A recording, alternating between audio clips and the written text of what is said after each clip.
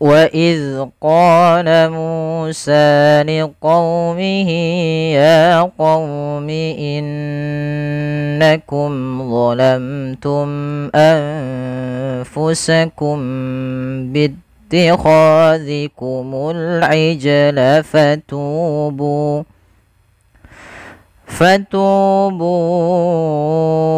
إلى بارئكم فاقتلوا أنفسكم ذلكم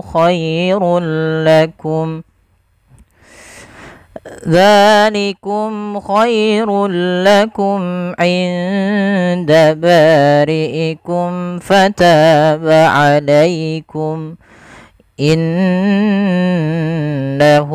هو التواب الرحيم.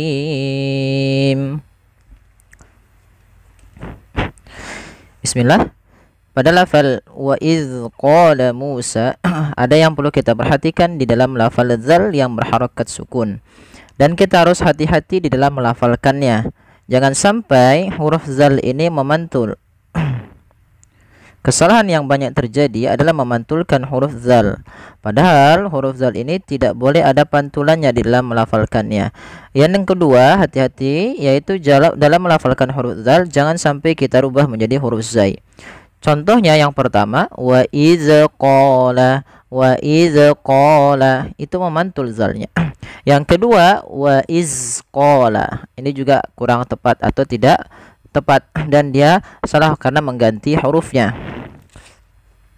Kemudian pada lafal qala Musa, pada lafal qala di sini qa ada fathah bertemu alif, dan pada lafal Musa mu dengan sa ini ketiga-tiganya qa Musa adalah hukum tajwidnya yaitu mad tabi'i. Karena mad tabi'i itu terjadi dengan tiga kondisi: fathah ketemu alif, kasrahnya ketemu ya, dan dhammah ketemu waw. Qa bertemu alif, mu bertemu waw, sa bertemu alif. Maka dia panjangnya berapa harakat? 2 harakat, dan harus sama panjangnya qa, mu, dan sa. Jangan sampai kita membedakan di lafal mad tabi'i yang satunya terlalu panjang, yang satunya terlalu pendek. Misalkan wa idz qala Musa, nah, ini kan kepanjangan, cukup 2 harakat saja. Wa idz qala Musa.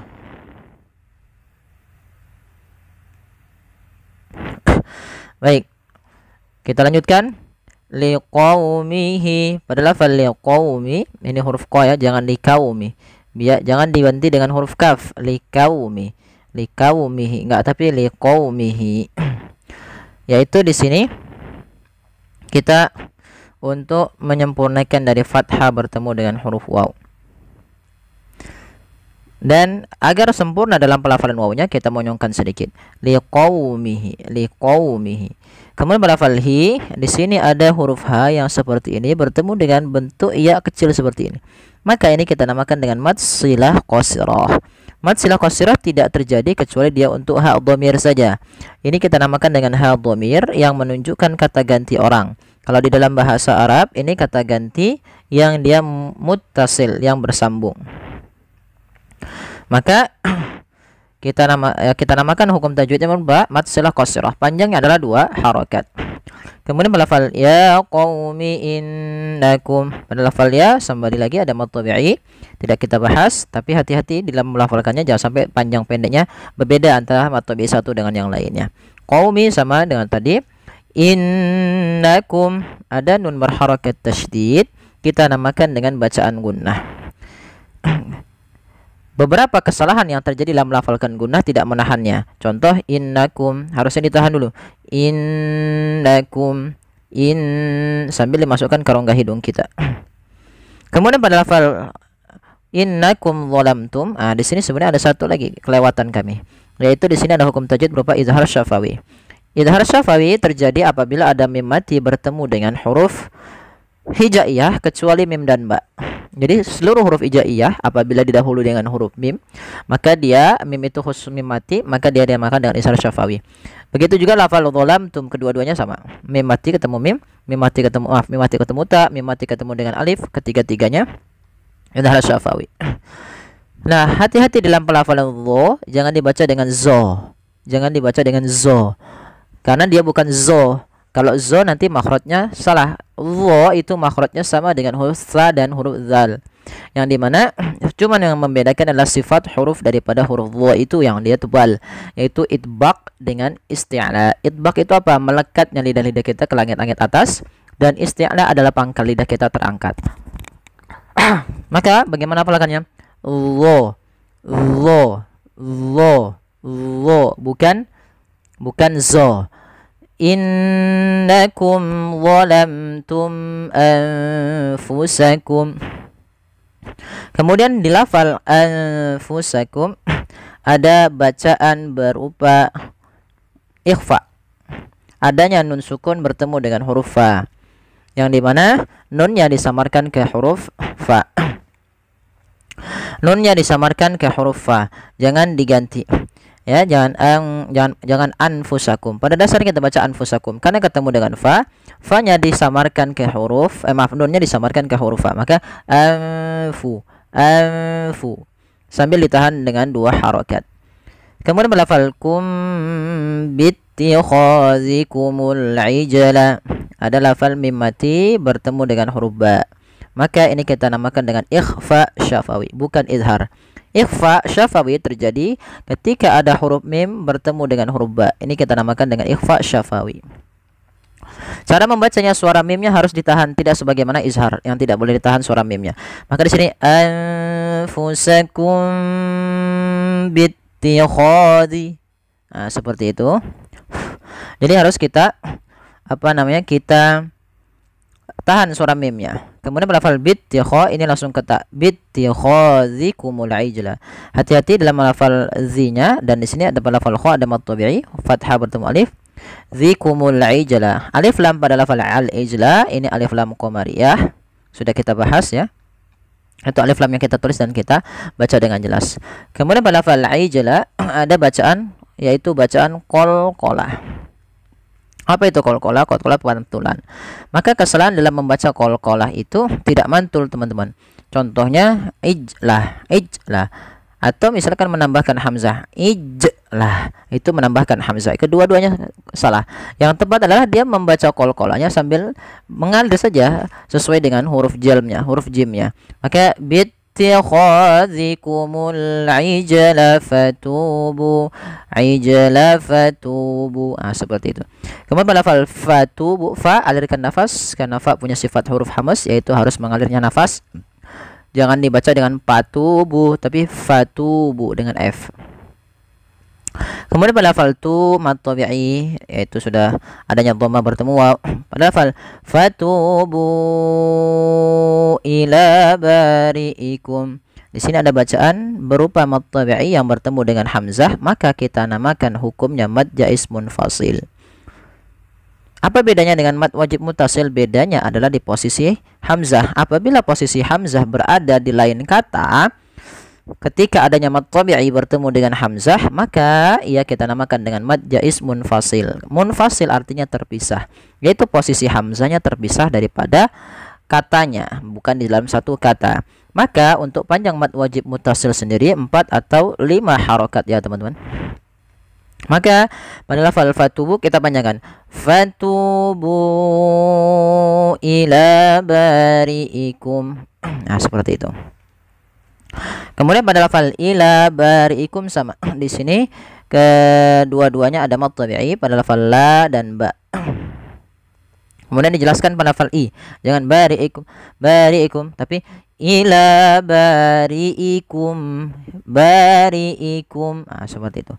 Kemudian pada lafal mim mati bertemu fa lagi, ada hukum tajwid berupa izhar syafawi. Suara mimnya harus jelas. Kemudian pada lafal faqtulu anfusakum. Faqtulu ini sama sebagaimana tadi qalqalah. Ada 2 kesalahan, tidak mantul dan menambahkan hamzah. Kemudian pada lafal lu anfusakum, kembali lagi ada mad jaiz munfasil, yaitu adanya mad tabi'i pada lafal lu yang 2 harokat bertemu dengan hamzah pada lain kata, maka wajib kita panjangkan sepanjang 4 harokat atau 5 harokat. Pada lafal anfusakum, yaitu ada hukum tajwid ikhfa sama dengan lafal anfusakum pada yang di atas tadi ya, zalamtum anfusakum, sama menahannya begitu juga dalam lafal ini. Kemudian dzalikum khairul lakum, hati-hati jangan dibaca zalikum, zalikum jangan, tapi dzalikum. Kemudian pada lafal mim mati bertemu kha, ada di sini sebenarnya ada idhar syafawi lagi. Tadi kami lupa menuliskannya, yaitu di sini. Kemudian pada lafal khairul lakum, di sini kha ketemu dengan huruf ya. Ini ada bacaan lin yang lembut dalam pelafalannya. Kemudian ada tanwin. Nah, di sini ada hukum tajwid baru nih, yaitu adanya tanwin bentuknya seperti ini dengan dua dhammah bertemu dengan huruf lam, maka ini kita namakan dengan idgham bila gunnah. Idgham yaitu memasukkan, bila gunnah tanpa disertai dengan gunnah. Apa yang dimasukkan adalah bunyi suara nun sukun atau tanwinnya. Awalnya khairun, ketika bertemu lam langsung dimasukkan ke huruf lam tanpa ada penahanan. Jadi contoh bagaimana? Khairul lakum, langsung khairul lakum. Kemudian pada lafal mim mati bertemu ain, ini ada idhar syafawi harusnya. Kami kurang kasih panah. Kemudian ainda, ini ikhfa. Anda bacaan ikhfa pada lafal nun sukunnya. Nun sukun ketemu dengan huruf dal itu harus disamarkan kepada makhraj daripada huruf dal. Dal hurufnya, makhrajnya adalah ujung lidah kita bertemu dengan pangkal antara gigi seri atas dan gusi atas, sehingga dia di belakang keduanya. Maka inda ba khairul lakum inda bari'ikum. Ya, ikhfa juga itu membaca di antara izhar dan idgham, harus disamarkan. Kemudian pada lafal bari'ikum fataba alaikum, sama ba mat tabi'i, ri'ikum mim mati bertemu fa, ada tadi sudah kita bahas, yaitu maaf ini salah, bukan ikhfa syafawi, maaf teman-teman. Di sini adalah izhar syafawi. Ya, maaf salah teman-teman. Di sini ada bacaan izhar syafawi. Kemudian fataba alaikum, padahal ta di sini ada mat tabi'i, yaitu bertemu dengan alif panjangnya 2 harakat, kemudian pada lafal alaikum. Kemudian kita waqaf pada lafal huruf jim. Kemudian innahu huwat tawwabur rahim.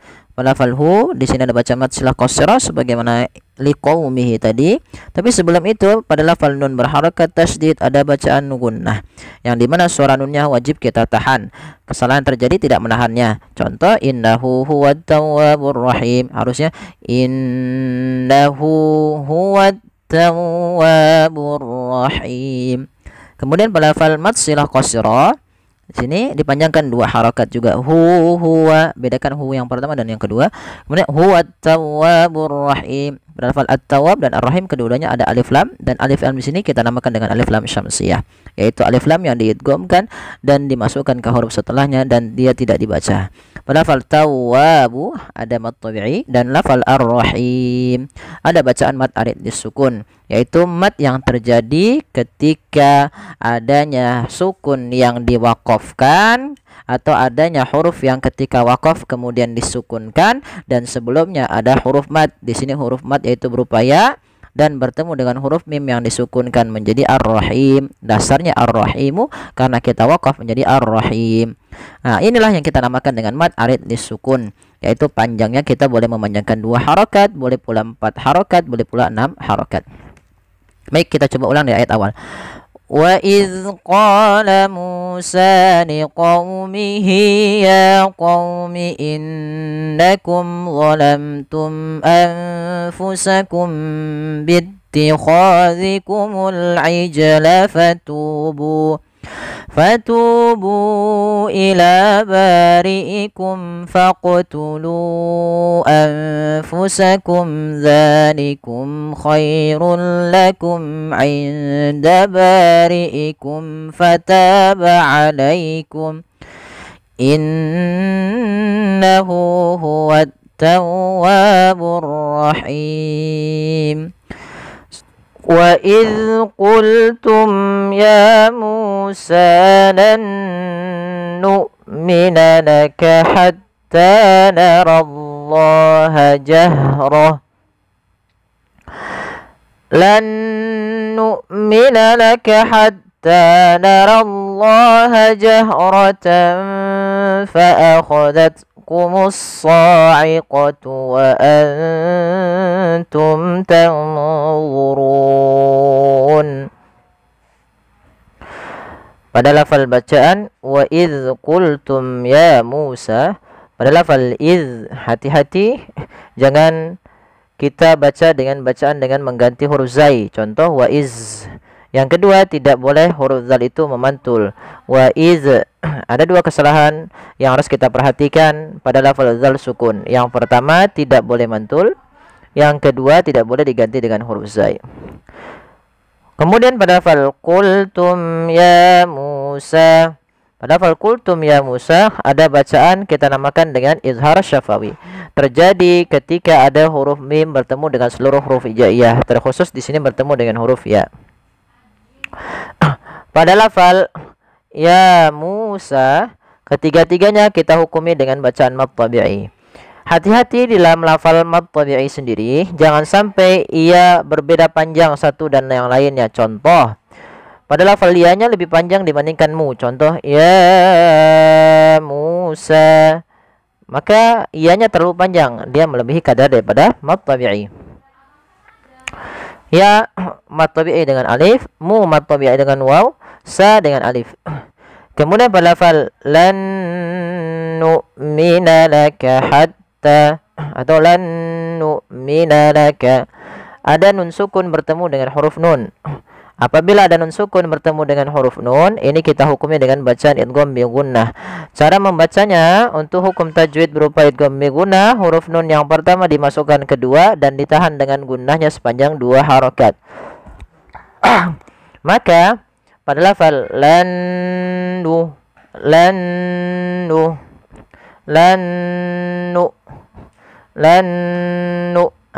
kemudian pada lafal nu'mina, di sini ada huruf hamzah yang sukun. Di sini bukan nu'mina.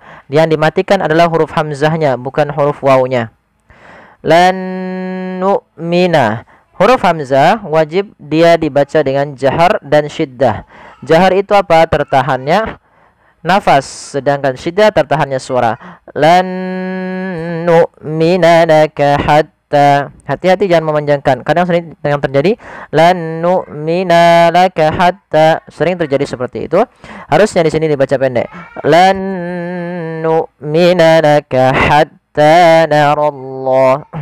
Pada lafal hatta, ya, lembutkan dalam pelafalan ha, jangan dibaca dengan hatta. Pada lafal ta ada mad tabi'i, yaitu adanya fathah bertemu dengan alif.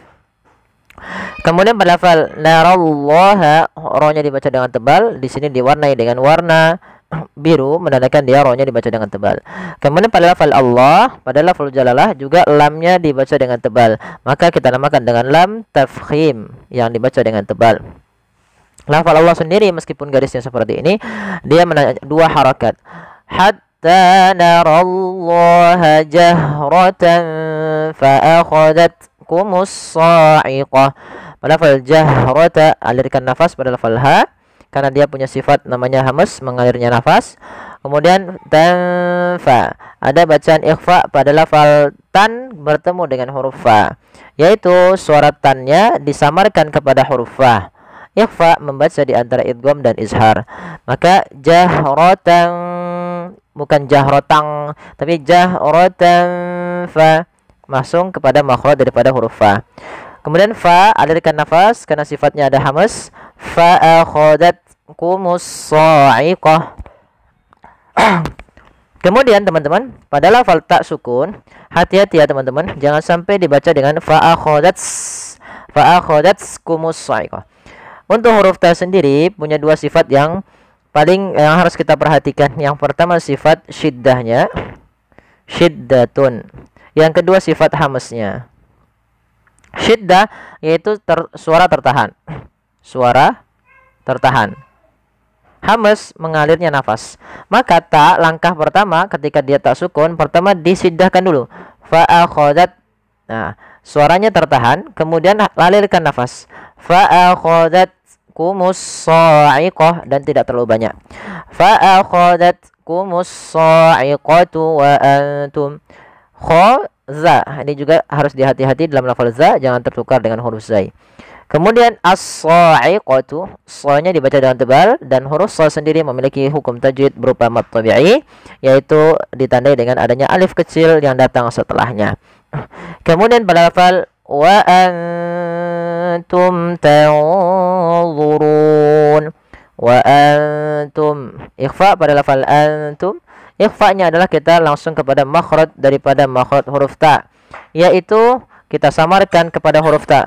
Antum. Kemudian mim mati bertemu ta ada bacaan izhar syafawi. Dibaca dengan jelas suara mimnya dan tidak boleh ditahan. Kemudian pada lafal tanzurun ada nun sukun bertemu dengan huruf wa. Maka ini juga kita hukumnya dengan bacaan ikhfa. Tanzurun sambil ditahan ikhfa-nya. Tidak langsung tanzurun, tapi dia tanzurun langsung ke dha. Kemudian hati-hati dalam lafal dha, jangan diganti dengan tanzurun dengan zai. Ini yang sering terjadi, dia menggantinya dengan zai, padahal tidak. Dia huruf dha bukan tanzurun tapi tanzurun. Kemudian pada lafal run ada bacaan mad arid disukun, yaitu mad yang terjadi ketika akhir bacaan kita ketika adanya huruf nun yang awalnya berharokat sebelum kemudian dimatikan maka menjadi nun yang sukun. Nah, inilah namanya sukun arid. Mad arid disukun terjadi sebabkan karena sukun arid bukan sukun asli, sebagaimana contoh wa antum. Nun di sini nun sukun asli, sukunnya sukun asli nunnya. Sedangkan di na itu disebabkan karena waqaf. Apabila ada nun atau huruf-huruf yang diwakafkan dan mati sebelumnya ada huruf mad, maka dinamakan dengan mad arid disukun. Panjangnya berapa harakat? Panjangnya boleh 2 harakat, boleh 4 harakat, dan boleh pula 6 harakat. Kita coba ulang. Wa idh qultum ya Musa lan nu'mina laka hatta nara Allah jahratan fa'akhadatkumus sa'iqatu wa antum tanzurun. Ya, sadaqallahul azim. Ya, semoga yang sedikit ini bermanfaat bagi teman-teman.